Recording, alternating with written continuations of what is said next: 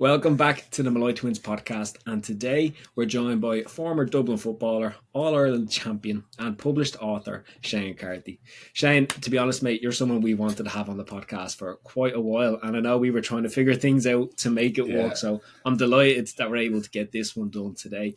And I want to kick off by sharing something that may be of interest to people, and maybe to you as well, because one of me and Lee's goals for the podcast that we set for this year was to be able to do an episode abroad. So not just shooting in studio in Ireland, to do it outside of the country. And we kind of did it because we shot some episodes over in Liverpool, but that's a bit of a cop-out because it's like the closest thing to Dublin that's not Dublin. It'd be like if you set the goal of going to the gym 3 times a week and you just went to the gym, went for a piss and then left. It's like, I went to the gym, but that way. But you're actually in the States at the moment as we do this podcast. So I'm going to play on that a little bit and say we kind of did one outside of Ireland because Shane was in America when we shot. But I want to just ask you first and foremost, what has you over in the States and what are you up to out there? Yeah, so I'm over here in New York. I'm not in the heart of New York City, but I'm down in Long Beach. So kind of very reminiscent of my time back at home, Portmarnock. So I'm literally 2 minutes away from the beach. Lovely boardwalk, go there every single morning. Weather's obviously absolutely cracking. So I believe the summer hasn't been great over in Ireland. So it's been good to get over. I'm essentially coming over here. I'm playing a bit of Gaelic football with Westmeath, New York. So it's coming to a close, penultimate end over the next kind of what will hopefully be a couple of weeks. We have a semi-final this weekend against Donegal, New York, and all going well. We'll have the final then the following weekend. So just a summer here playing football, catching up with actually a couple of old friends. I'm now a washed up Dublin footballer, but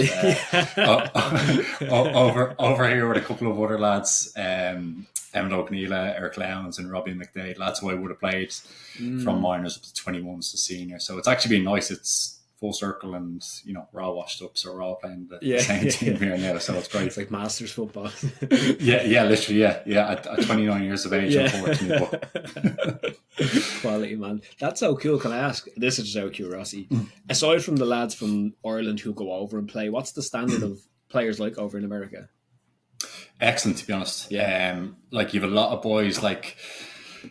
boys who would have played probably ex-intercounty football or, high standard club football, say back at home. And for one reason or another, their path of life kind of led them to being over here. So essentially, it's a big Irish contingent over here. Like you have a couple of lads who would have stayed on, joined clubs, and that's just how it kind of, I would say, rolls out. They have a couple of lads who they fly over from Ireland, but then they also have the home-based lads here who are at the heart and soul of the club, essentially. So in terms of kind of standard, particularly this year, I was fortunate enough, I played in Philadelphia last year.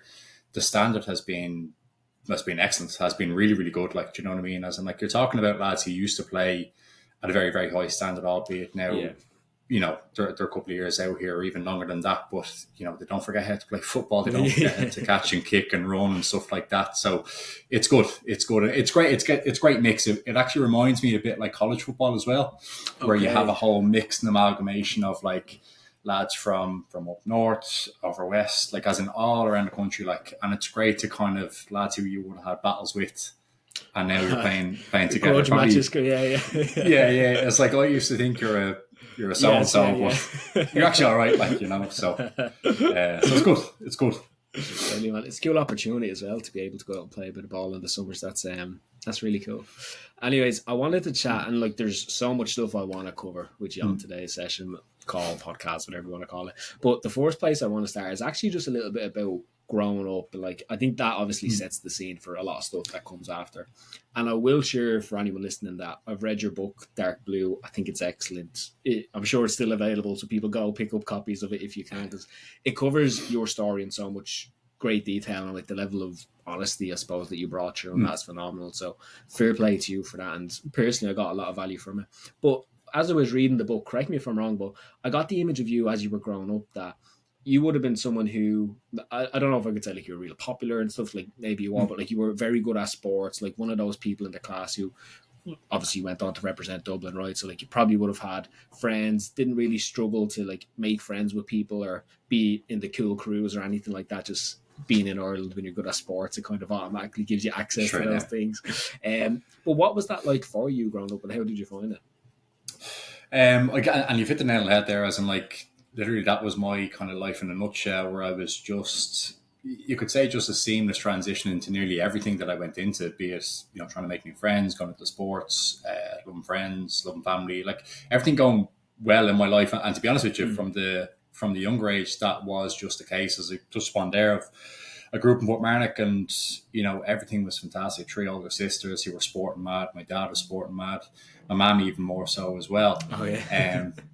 So it's I had no other choice but to get into sports and stuff like that. And I think it's a great segue into just your own social, I would say, development, or your personal development, of like being able to kind of deal in big groups and mix in with people. And that's obviously an easier way to kind of socialize with people. I wouldn't have said, even to this day, like I wouldn't count myself as the biggest kind of extrovert, as opposed to, I'd actually be probably a bit of an introvert, to be honest with you. But just it so happens that I'm amongst a team or a larger group, or relatively popular amongst kind of a cohort of friends that I have there. I just seem to fall into that. And as I say, like from my younger years, I had the best of everything, growing up. So, I'm sure we'll touch upon it in a little while, in terms of I would say the indifferent part of my life that I went through. There was no rhyme or reason why that should have been the case, but it was, unfortunately, and that's where I kind of found myself. And I would like to say I've lived nearly two sides of, I've seen the worst part of my life, and then to this day living an absolutely fantastic life, with the caveat of still kind of going through difficult times from day to day, as we all do as well.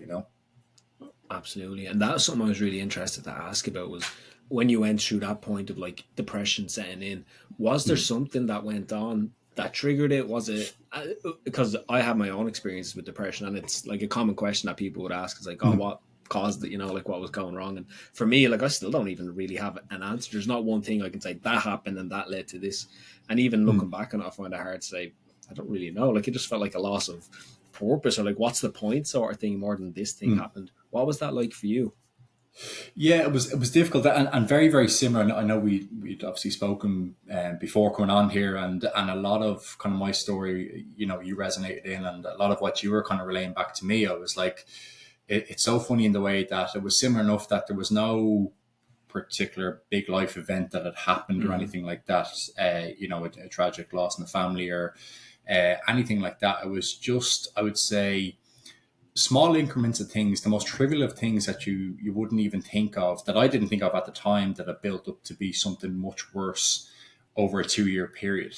And that was a span for me. It was at the start, thought it was hormonal changes going on, all the way up to the later end of those 2 years, going on with, thoughts of suicide. And that was the start point that I got to be quite bleak about it. But, it is a reality for an awful lot of people. And, when I was lucky enough to be able to share my story within my book, it was like, I don't want to sugarcoat this. I don't want this to be, a piece of journalistic writing. I want this to be, as it were, for me, dark and bleak, but the reality for an awful lot of people. And as I say, you were able to relate to it, and I've had so many positive messages. It's difficult receiving them at the same token, but I'm going, you're at that point where I once was, and you're taking that step, and I can guarantee you, although it will be difficult and it's going to be rocky roads, it's going to be so much better now that you've kind of taken that step in terms of speaking up or dealing with it. Because I look back, certainly, 2 years is far too long. I don't like to say I have a regret in my story. If I was to look back, it was that I didn't speak up at day one, Definitely. And as I was going through the book, it felt like there was almost like two tales happening, because one, externally, it looked like everything's going great. Like you were part of the Dublin setups, you were progressing through. There were stories you mentioned of like getting brought into the first team, or if that's what it's called, the first team, or the team or whatever, and that sort of thing. So it was like, on paper, it looked like things were lining up nicely in life, and you were getting set up for like becoming an adult, becoming a man and getting ready for that stage of life. But then obviously internally there was tons of other stuff happening that was a completely different picture. And you mentioned those 2 years and like that time frame. Do you remember, for you, like, how did it start? What were some of the early signs, let's say, of something's not quite right here? Yeah, and I guess from a sport perspective, and you touched upon there, where I was living two lives, because I was involved in on the Gaelic football front from Dublin setups, from literally under 12s all the way up to minors, and that's where your kind of career really does begin. And, from the outside looking in, had everything going great. And I didn't think I had anything going wrong in my life. But I think there wasn't any one particular moment, but it was the middle of fifth year when I had what was going to be my second year at Dublin Minor Football, Right. a match or a training or something that I generally always kind of got myself up for and really, really look forward to, even outside the sport context of going to the cinema with the lads or going grabbing a bite to eat or something like that. And for whatever reason, I was like, I didn't quite notice at the start. I was just thinking, okay, I'm on no change. There's something going on, not taking too much heed of it. But it was time after time after time going, this is something I absolutely love, particularly from a sporting sense. And I can't get up for it. I can't get myself up on that particular day to be able to go, yes, this is what I've been chasing for all my life, and that's what it was. It was from 4 or 5 years of age, all the way up to minor grade where your Dublin career begins. Yeah. That was all I ever wanted.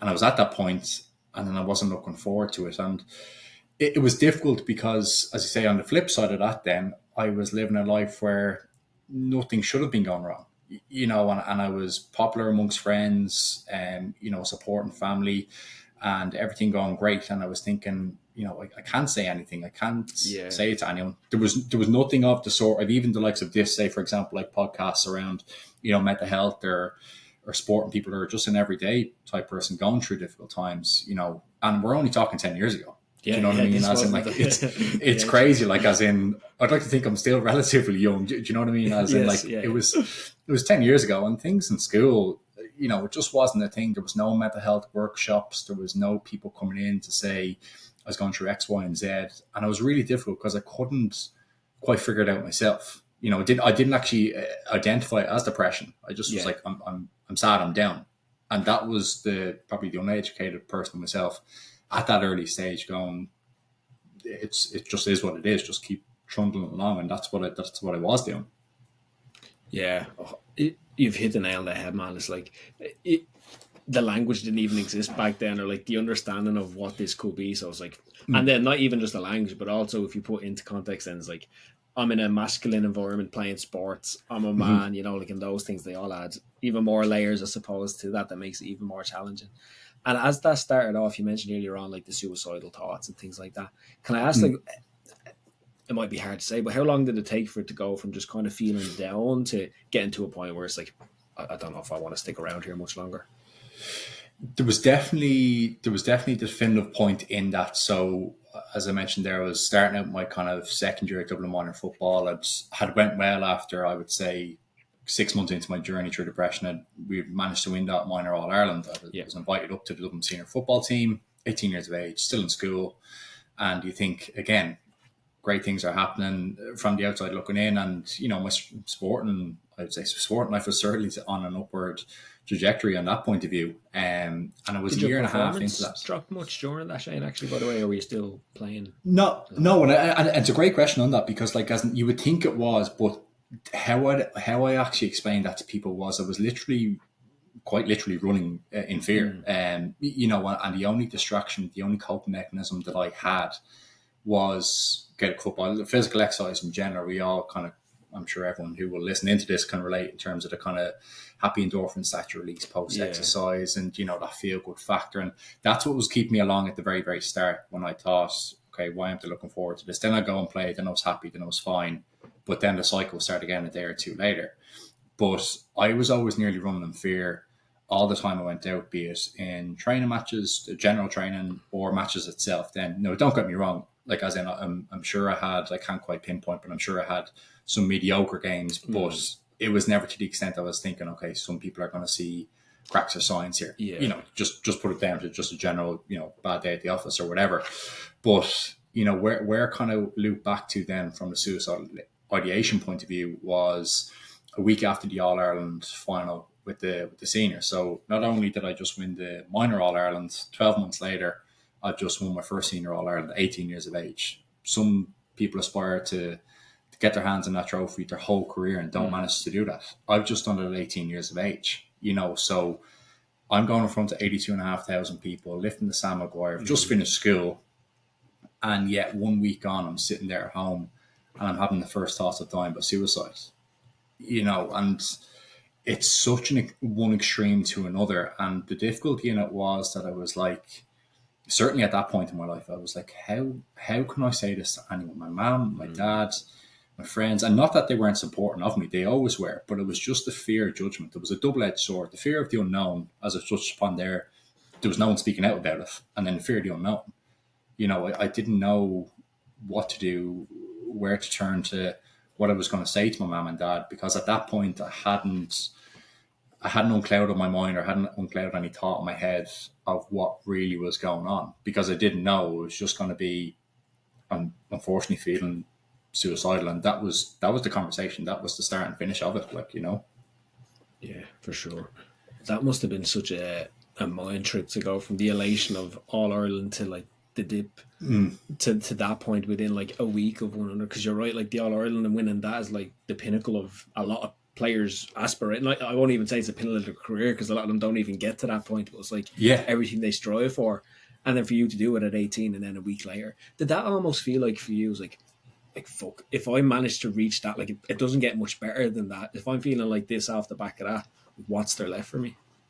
And that was it in a nutshell. That was it, spot on. Because all the while I was trying to nearly bring myself along how I'd gotten to that point, and I was like, and I always kind of related it back to sport an awful lot of times, because that was my life. That was my life for 9, 10 months of the year, and that was the reality of it.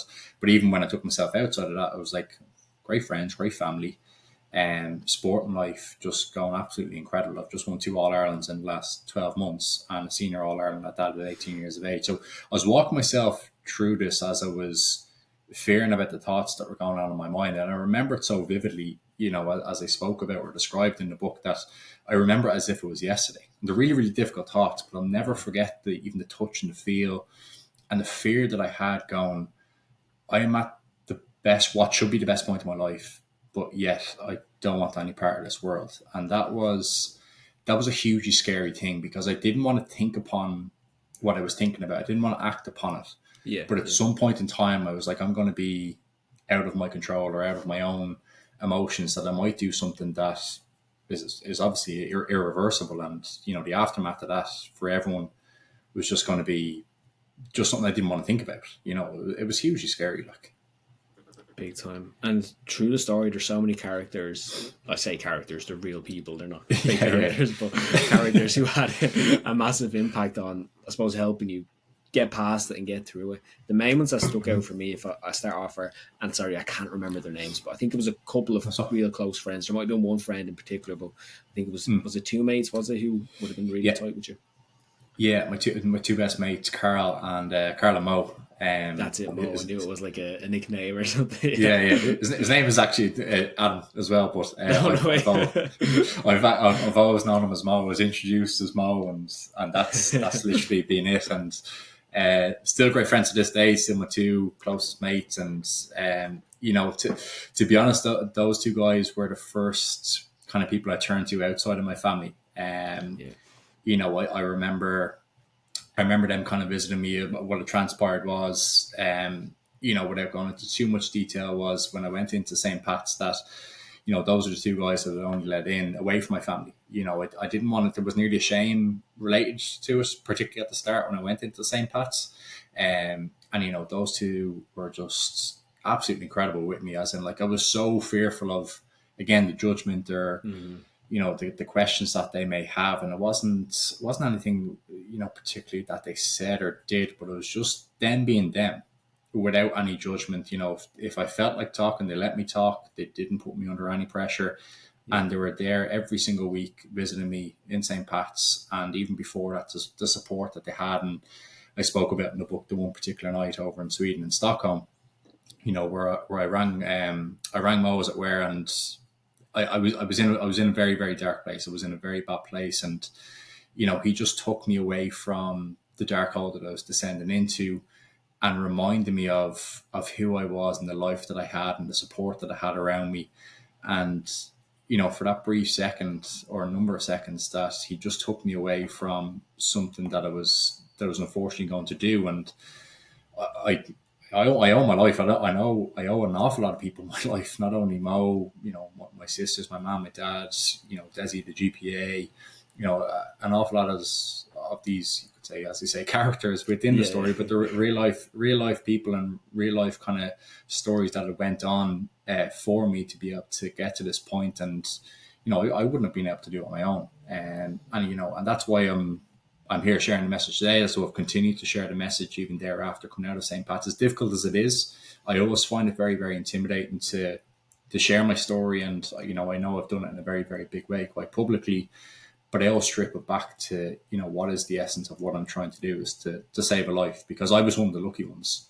There's an awful lot of people who are part of, unfortunately, the statistics that are, quite grim and bleak in Ireland at this present moment in time.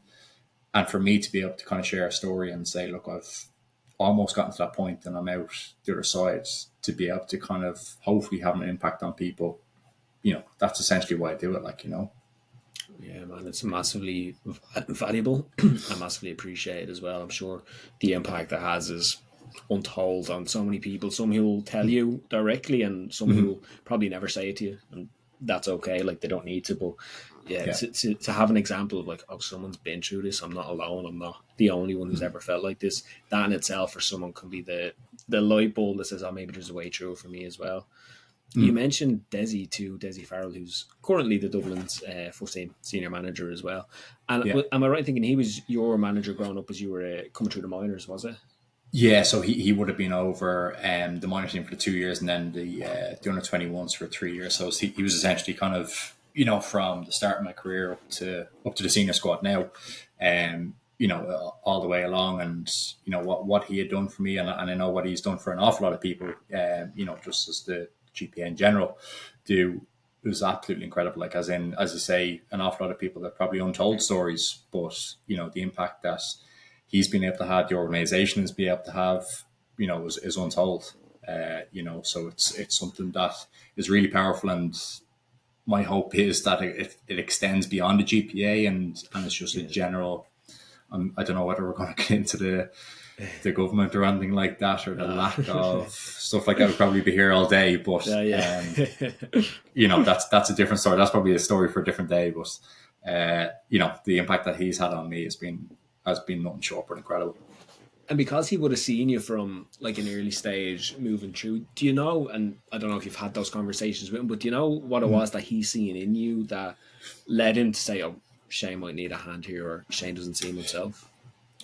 I think it was we've never sat down and spoken about it in detail. I guess I think we've probably had snippets of conversations if I do remember, but in particular, I would say in the aftermath of things. So how it transpired that I got into St. Pat's was that I'd met Desi just a couple of days before the Leinster final, as it were. I said I was going through a really difficult time, and at that time I'd realised, and he had quite I would say, relatable story to mine in terms of that he had, previous depression and was a previous psychiatric nurse. So I was going to him hoping that he was going to give me all the answers that I simply didn't have for those past number of years.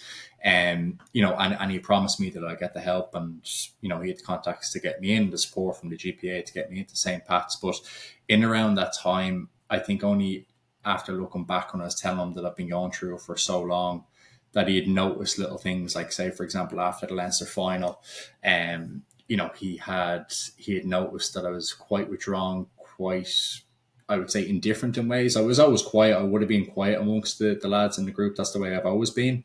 But, he'd noticed that I went home with my mum and dad that evening, and he'd asked me, is everything okay? But I don't think he really knew at that stage the extent of it. Now, obviously, as he's pattern matching and kind of looking back with all the stories that had been going on, or events that had gone on leading up to that conversation with them, he was like, okay, there was a few signs that, Shane quite wasn't being himself and quite withdrawn from the group and indifferent. Now, my physical appearance was even taking a toll at that stage. I was pale, expressionless, worn, and that conversation that I had with them in Costa Coffee, as you can imagine, I'm 19 years of age, 6'3", apparently a big strapping young man and stuff like that from what people would have seen, and I'm in a flood of tears. I'm embarrassed, and I'll never forget. I still visit that coffee shop. I still visit Costa Coffee over in Santry, and I very much remember that day very, very vividly, as well as an awful lot of events. And to be able to speak to him in a way that I was getting answers back, or I was getting things back when he said, I know what you mean. And he spoke a bit about kind of his own story, or at least related to it. And I was kind of like, this is the first time that I've had a conversation, this level of depth and detail, that someone actually realizes what I'm going through, or at least can relate to it. Yeah. And I was thinking, my God, like, and then, you know, in the aftermath, I know I'm going off on a bit of a tangent, but when I went into St. Pat's, then it was just, you know, fast forward times 100. You know, I was speaking to every type of patient that was going through depression, anxiety, eating disorders, and it was such a normal conversation that was going around the hospital. I was like, I didn't even know this place existed. And if I did, I just thought people were just locked away in rooms and padded cells. That's the image I had as well. I was like, yeah, mental ward, or not to be like cruel, but that's the kind of image it has from the external. It's like, is it people just locked in a room by themselves and like watched 24/7, or what's the environment like in there? Yeah, I guess even to touch upon St. Pat's, when I went in, like, as in, they basically have 3 sections within the hospital. So I went through all 3 sections at various points in my time there in the 11 weeks. And the first place that I went into was the Dean Swift ward, which was, you know, it was a semi-secure unit. Essentially, you had like a little kind of 10 by 10 garden. You weren't allowed outside of the unit. So it was like basically kind of a bubble, if you like, that you were in. Mm-hmm. You had your own room, you had different set of patients, you had a breakfast room and everything like that. And I'd spoken about my first day going in there, and I was like, my God, I was going to the breakfast room, and I was so reluctant at the start. Nurse was like, oh, just, you know, breakfast and with the rest of the patients. And I was thinking, you know, not to be harsh or bleak about it, but I was like, I'm not going into a room with those crazy people, unbeknownst to me. I was a bit of a looper myself, like, you know. I'm one of them. I'm one of these, if you don't realise. But I remember going in, and I was just like, the conversations that I had, it was quite quiet, but the conversations I was hearing around me was so normal. And I was like, I think I was asked, like, what are you in for? It was nearly like I was doing some time or something that. But I was nearly going, are you allowed to ask me that type thing? And very, very soon I realized these are just normal everyday questions. And it was around like-minded people who needed help, but like-minded people in terms that they understood what I was talking about and vice versa. And, you know, so I was in there for a period of time. Unfortunately, as with depression, it's up and down. It has different kind of trials and tribulations as it may be. I took a turn and I went into what was called a secure unit, which essentially is, you know, I don't want to say the worst part, but the most, you know, I would say secured one in that way. Again, a little 10 by 10 garden, but you're, you know, unfortunately the way that it is, you know, your laces are taken out of your shoes, your strings are taken out of your trousers, your hoodie, and obviously I don't need to go into detail why that is, but it's essentially obviously the safety of ourselves. You know, and that was a hugely intimidating prospect for me and my mum and dad, and, you know, my sisters came in and visited, but that was the reality of with where I was at. You know, and I touched upon probably a more light-hearted story within it, that when I was out in this garden, you're not allowed outside without, you know, a nurse beside you or anything like that, or even if you have kind of visitors coming in, as it were, my mum and dad. So they'd let you out, and we were just in just wear your normal clothes. There's no kind of hospital kind of outfit or anything like that. So I'm just in the garden. My dad had brought a football, shocked that he brought one in, and I was just playing a bit of football with him, just kicking it back and forth. And my mum was as inquisitive as she ever is, just sitting back on the bench and looking around. And I knew to shoot a question. I was like waiting for it. Eventually she goes, how do you tell the difference between, you know, visitors like us and patients? And I was like, oh, that's easy. Just look down at their shoes.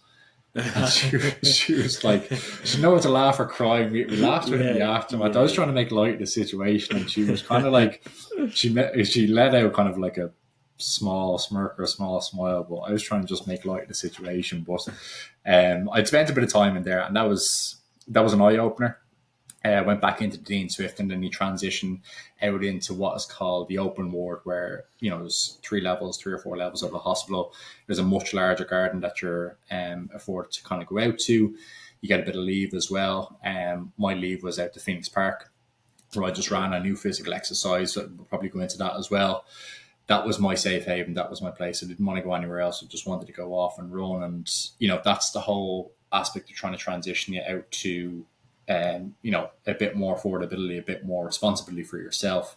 And then you have, say, weekend leave, for example, toward the very end of your stay. Right. So, you know, we'll probably go into kind of Phoenix Park and stuff like that, and how good it was for me, like, you know. Yeah, it's such a big part of your story. It's crazy. Before I ask you about that, I'm just curious, as you were going through those 11 weeks, and it might have changed throughout the 11 weeks. But I was curious, like, what was your mindset during that? And if I like expand on that a little bit, is like, were you thinking throughout the 11 weeks, okay, I'm gonna get out here at some stage, like, and like painting a vision of like what I want my life to look like in the future, and like I'm moving towards that, or was it like just get through the next hour, the next day, and then it slowly starts opening up, like, oh, you know what, maybe there is life after this, maybe there is light at the end of the tunnel in that sense. It definitely changed as I went through. So even from a day-to-day perspective, even the first couple of days, like I got into the point where I was quite literally in a mental hospital, and I was still thinking I'm going to go out and play this All Ireland semi-final. So we'd won that Leinster final, and Okay, in yeah. between that point in time, we had an All Ireland semi-final that was only like 3 or 4 days away, and still in my mind, I was sitting in a mental hospital, and I was thinking I have to play that match. I have to play that match. Not like even realizing with the depth that I've went to in my life, and very quickly that didn't materialize. It just wasn't going to be the case. And in around that time, it was really, really difficult because I wasn't accepting, particularly within the first couple of weeks, with who I was, what I was going through, and the label that now attached to me, that what that sadness was, which was depression. Yeah. I was diagnosed with depression, and there was a bit of shame associated with it. And only, as I said, I spoke about the kind of the patients that are so relatable in a lot of things that I'd spoken about or spoken to, and vice versa, that it was like, I need to step up in this pedestal. I've been noticed as this Dublin superstar, or whatever people want to call me. And around that time, people who follow the football were huge advocates of Dublin football and me coming up and stuff like that. That I had this pedestal-like figure that people had seen me up on, that I never wanted to step up upon. I was like, okay, this guy going through this idyllic life can go through difficult times, and so can you. And in those first couple of weeks, I'd asked Desi to kind of come in. I'd realised then, fast forward, we'd won that semi-final. I realised I wasn't playing this All-Ireland final. So I wanted to make it public with where I was. And that's where essentially my transition from my mindset of football is the only thing going on in my life to this is the only thing that is going on in my life. Yeah. And I remember even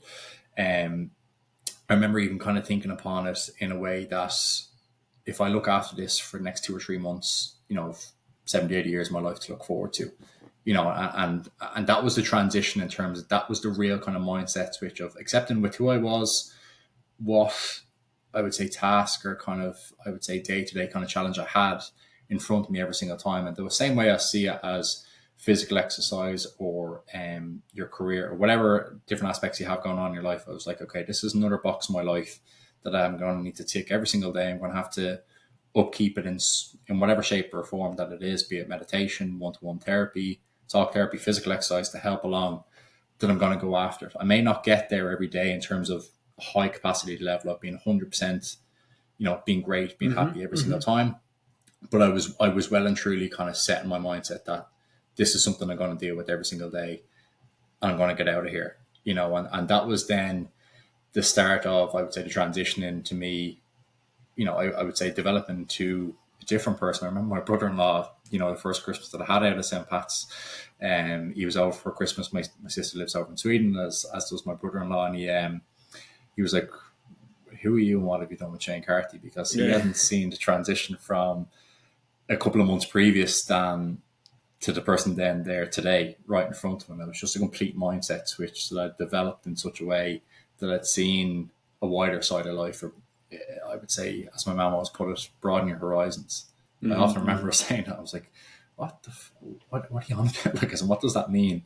Yeah. And it was a flick of the light. It was like that in St. Pat's. I was like, that's what she means in terms of just trials and tribulations that is with depression, as is life, in every aspect, in every single aspect that you walk through.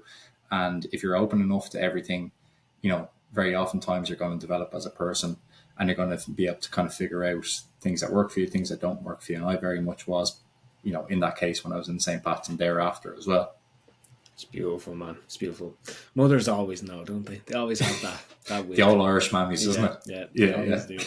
You mentioned Phoenix Park. Tell us a little bit about that, because it was such a big part of this story, but also your story and your process going through that. Yeah, I think as little as I did know probably at the start in St. Pat's, and I remember when they'd asked me, you're assigned essentially a doctor, a set of nurses, and a team around you essentially. And I remember them asking me, what do you need from us? What do you need? And I was like, an open field. I was like, they're like, huh? And I was like, I need physical exercise. Like, I need to get out of here. I need to run. I need to exercise. I need to get those endorphins.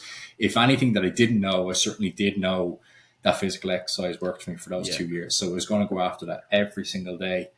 And, be it my mum or dad or my three sisters, one of which was there every single day. And I went up to Phoenix Park. And I remember even when I went into the car, not that I was, an icon of some sort, I thinking I was going to be packed or anything like that. Yes, yeah. I spoke about it in the book, how funny it was. And I used to literally, when I get into the car, I throw my hood up. I was like, it's a Cartman in South Park who does that, or like whoever that character Kenny. is, with like literally Kenny, with like literally just like you can just see their face like that. And that's what I done with the strings of my hood, and took the car seat back, and I was just looking at the roof, and it was just probably in around that time. Although I was developing as a person, accepting with who I was, I probably still wasn't comfortable with who I was at the same token. As I said, not that people are just going to see me and just know me for who I am or whatever like that. But it was just, I didn't want to see anyone. I didn't want anyone from the outside of these St. Pat's walls seeing me. So that's where I literally locked myself away, got myself to the pitch, and my sister and my mum and dad would let me off and just do my running. And it was the infamous kind of, any people are like, as in particularly Gaelic footballers, the mass runs, the infamous mass runs that are quite literally terrible. They're absolutely shocking. It's like a bleep test, a shuttle test, that sort of thing. But something that is very much needed in your kind of physical endurance for a game or even training. That's what I'd done. I used to kind of set myself little time trials, little distances that I want to cover in that particular day. And it was just me, my music, my headphones, still the hood was up, but I was in such a happy place, and I could take myself, whatever was going on in that day. If I woke up in a good mood, bad mood, I was in a good headspace right there for that period of time, whether it be 30 minutes or an hour, a couple of hours, however long that I was there.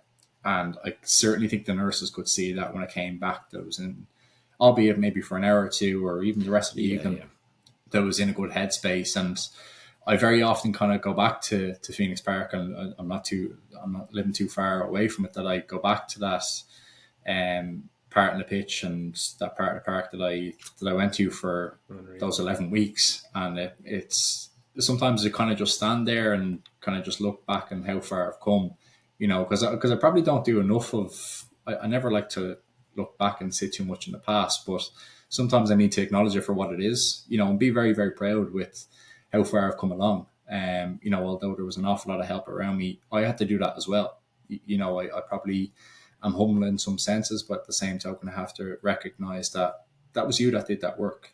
That was you that got the head down and worked on it every single day. It may not have been pretty every single day, but you had done that yourself, and you've gotten to the point in your life where I'm satisfied, and I have my good and bad days, but I'm in a much, much better headspace right now than I was all those years back. 100%, man. And what stage coming out of Pats then did you decide you wanted to? You had gone public, I know, to announce like what was going on. At what point did you decide I want to share this, like write a book, go speak about it, and kind of, I suppose, be that person I might have needed when I was going through and trying to figure this out by myself?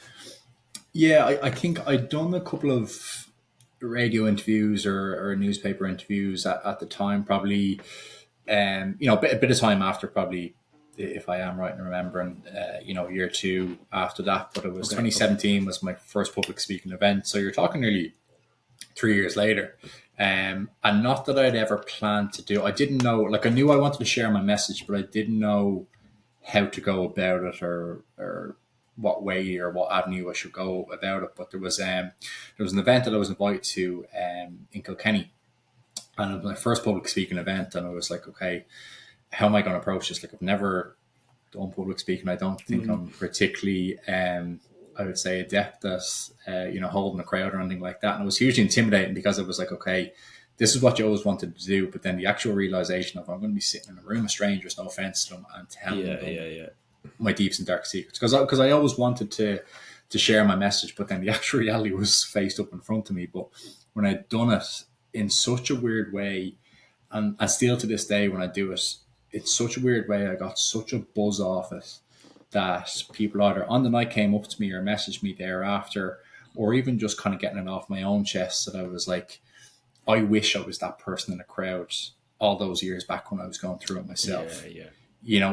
And it's weird to say that I get a buzz off it, because it's probably not the best kind of description of it. But it's just to explain it, like probably the knowing that they're going to take that step that I did so many years ago, and be able to kind of help themselves and not be part of that statistic that is in Ireland with the suicide rates and everything like that. And in the aftermath thereafter, you touched upon even the story with how much you relate to it. I never thought for 1 second that my story would extend to people young and old. I just probably a naivety in myself that I just thought it was a sports story. It was something like that. But when I was getting feedback from people, it was like, I'm the sister of the brother, or I'm the manager, I'm the teacher, I am the mum or dad, or I'm the person that's going through it myself. And every walk of life, everyone has in some form a mother, a father, brother, a sister, a teammate, a colleague, or anything like that. So there was all different little snippets within the story that it brought it to that point. And probably to explain how the whole book came about, to probably lead on to that, was after a number of years, I was lucky enough to kind of continue along that trend of doing public speaking events in schools, clubs, corporates all around the country. And in around that time, I just finished my undergraduate degree in DCU, and I was planning to take a year out. And I was like, okay, what means something to me? It's obviously sport, but then after that is mental health. And I was like, okay, how am I going to share my story? I'm doing all these talks around the country, but it's at a certain time or a certain place with a certain amount of people. But I want to reach an audience further afield than I want to. So I was like, right, I'm going to write a blog. And then I was like getting a bit of slagging off the lads, going, oh, blogger, stuff like that. Probably the tarnished name that some of them do have. And I was like, no, it's not going to be like that. It's not going to be like that. And it was one of my good friends that I used to work with I worked in Texaco service station in Portmarnock at my time, my undergraduate degree. And one of the guys was very journalistic in his ways. I think he used to write with, I can't remember off the top of my head, one of the papers and stuff like that.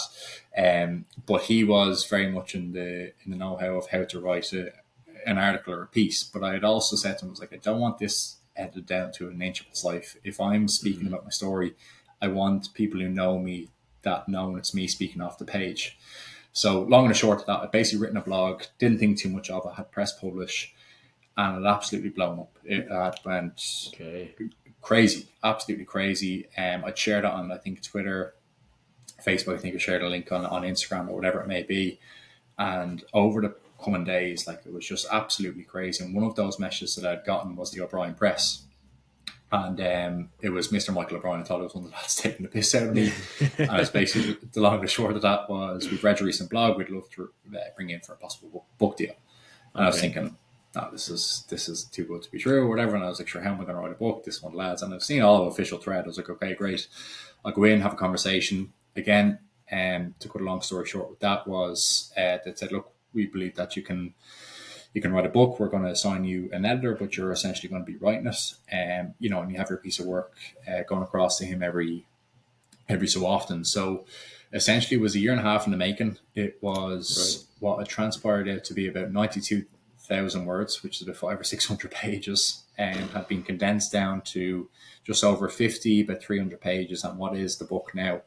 And I'd always remained the fact when I was speaking to him, I was like, I am going to be putting in the deepest and darkest things, and no matter how bleak it is, I don't want this to be edited. I don't want this to be taken out, because if it is this piece of work that I'm going to be having, I want people who are going through similar enough things to me to be able to relate to it, because I think it's a very, very important piece. And they were absolutely brilliant with it all the way through, as in, like, absolutely fantastic. Like, Owen O'Brien, the editor with it, had been top class with it, and he's very complimentary of the work. And I had days where I'd written for 20 minutes, days I'd written for 6 or 7 hours. And I'd just preface this by saying as well, in the aftermath, I am not articulate. I was middle of the road in school. I was like an average C student or whatever it was, like middle class. So for me to say that I'm an author is probably a bit of a I don't know, probably a bit of an insult to actual authors out there, to be honest with you. But it's cool, man. It's cool. And the aftermath has been absolutely incredible with that. Like, I'll second that, man. I read the book we were going on a family holiday to Turkey, and my mum had bought me the book as a Christmas present. I think it was the year when it came out. Obviously because I was going through depression and stuff like that, so that was kind of her indirect way of trying to help, I suppose, in some ways. Yeah. And I read the book. We were going to Turkey, so I think it was like, I don't know, 4 hour flight or something. And I literally read it on the flight. It was a page, and this might sound bad because it's speaking about bad topics, like hard topics, but it was such an easy read. And like, you wanted to get to the next page, you wanted to see like what's going on in the stories and the way that the stories were told, like the lightheartedness. Is like, I think that's so important. Is they're serious topics, but you don't, not that you don't have to take them seriously, but like, it's great to see someone who's come out the other side and being able to look back on it and put a bit of a positive spin on it. And yes, it's tough and hard, but it doesn't all have to be doom and gloom. And the way that you're able to share that in your book, but also even just speak about it here now and like paint that vision of hope and what lies at the end of this all for anyone who could be going through it. Sometimes that alone could be enough to get someone through today to the next day, and sometimes that's all it takes. Yeah, and I really appreciate that. And funnily enough, like it's oftentimes feedback that I do get that it's a real page turner. It's very relatable, or it's very the ease of probably reading with it, because I didn't want to complicate it in any sort of way, but I didn't also want to have it dark and bleak all the way through, because I often try to kind of make light of the situation. As like obviously there's a time and place. As in, like the lads all call me mental now, like as in the lads call me like the Mad King and stuff like that, with tattoo of a card of a king, and the lads call me the Mad King and mental and a looper, and say that I've done time behind bars, and like as in mad stuff, like do you know what I mean? But I like that. Do you know what I mean? As in, like that's just the lads being the lads. And I remember at the start, I very oftentimes was the one slagging myself first and foremost, because they were really kind of going, "Oh, can we touch this subject?" And it was the taboo, and I wanted to strip that away, because if we were talking about the weather or a football match that went on the weekend, there would be no filter with it. It would just be a conversational piece. And I know, again, there's a time and place, because it is quite a touchy subject, but be able to read the room, or be able to kind of go, the amount of conversations that I have even to this day, like I've had my good and bad days here in New York. I've had my good and bad days over the last 10 years, and I'm being able to pick up the phone, be it my friends or family or anything like that, and just go, not quite being myself today, X, Y, and Z. Sometimes there's a reason, sometimes they're not. But the ease of conversation I'm able to have now is what I want people to be able to get to and feel relatively comfortable. You don't have to share your story like me. You don't have to have it in such a public sense. I'm not saying that whatsoever.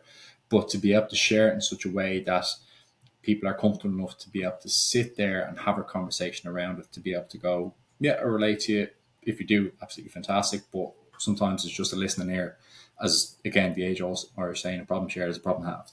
And I'm very much attested to that. Like anyone that I walk into, I try to be as open, and I try to be as forthcoming with the information as I can, and try to make a bit of light of the situation, because it's good, bad, and different, and that's what depression is.